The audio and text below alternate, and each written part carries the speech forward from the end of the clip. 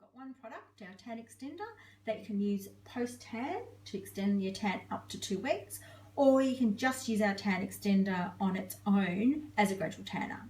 So how does it extend the tan end? So what it does is, as your skin naturally exfoliates off to expose lighter and lighter colour of tan, we're technically topping up the tan by adding a bit more DHA to that tan, so a bit more colour to the exposed cells. But also what we're doing is we're slowing down the rate of exfoliation by keeping the skin moisturised, so a moisturised skin will slow down slower. The added bonus is that the amount of antioxidants in the product, again, will also slow down the exfoliation process. So a well-hydrated, well-antioxidized skin will slow down the rate of exfoliation somewhere from 3 days to 3 days normally for one that, if you didn't use anything at all, up to about 7 or 8. So we're topping up the colour as each level of cell is exposing lighter colour underneath, and we're slowing down that rate as much as we can as well. So you'd know also, being a nurse, that when our skin naturally exfoliates, does it exfoliate evenly or? No, it's like everything we do. I mean, you've only got to look at your favourite pair of jeans, you know, the parts of that wear out before others, and it depends how much you sit on your butt, I guess. But usually what happens is the front of our shins wears out first, and then areas that are exposed regularly, so the front of your arms, across your décolletage, and any areas that sweat tend to wear off faster. So if we even moisturise just there each night, you'll find you get 2 weeks out of your tan. Yeah, and it'd also obviously make it more even, because if we're wearing out certain areas of the body, it's going to, you know, there'll be a colour difference between the natural skin and the tan skin.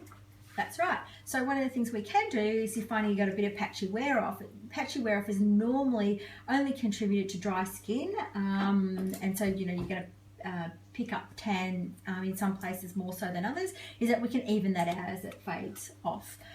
So that's usually patchy wear off is contributed straight to that, or that actual tanner has sprayed way too heavy and you'll get a lot of patchy wear off. So patchy wear off will happen day 3 if your technician's spraying too much. It'll happen about day 4 or 5 if you're actually got dry skin. So you can keep your tan going for, you know, a couple of weeks at a time just by looking after it. And that's also really important to make sure that you know your colour levels as well, because if you match the wrong tan with the wrong skin tone, there'll be a massive difference between the natural colour and obviously the developed tan too. It's really important to use a tan extender the darker you go. So we can get any sort of coloured tan happening, you know, on the pastiest people, we can get a really, really dark tan going.